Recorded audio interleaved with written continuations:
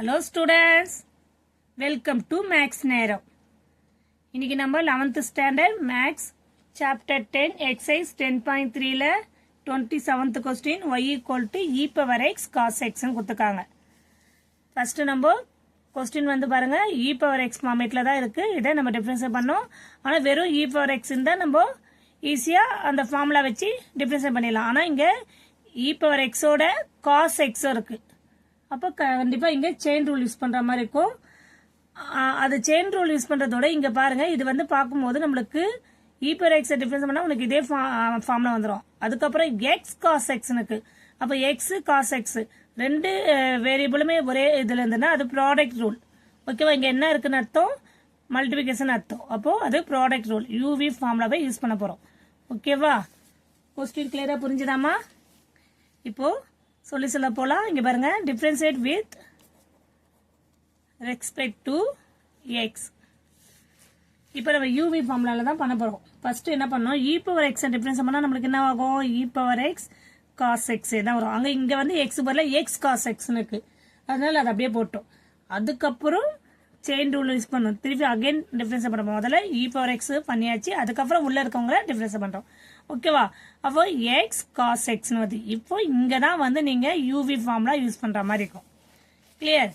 இப்போ நெக்ஸ்ட் என்ன பண்ணலாம், e power x cos x UV formula உங்களுக்கு தெரியும், u into v dash plus v into u dash. அப்போ யூ வேல்யூ என்ன, x plus v value v value வந்து cos x. Cos x difference பண்ணா நம்மளுக்கு மைனஸ் சைன் எக்ஸ் தெரியும். Okay, plus v value என்ன cos x plus sorry into x difference பண்ணா 1.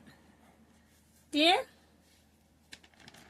Next step என்ன பண்ணலாம், நம்ம இ பவர் எக்ஸ் சாரி இங்க எக்ஸ் விட்டு பாருங்க காஸ் எக்ஸ் எக்ஸ் இன்ட்டு மைனஸ்னா மைனஸ் எக்ஸ் சைன் எக்ஸ் ஆயிடும். cos x into 1 cos x ஆயிடும். ஓகேவா, ஃபைனல் ஸ்டெப் என்ன பண்ணலாம், therefore dy by dx equal to e power x cos x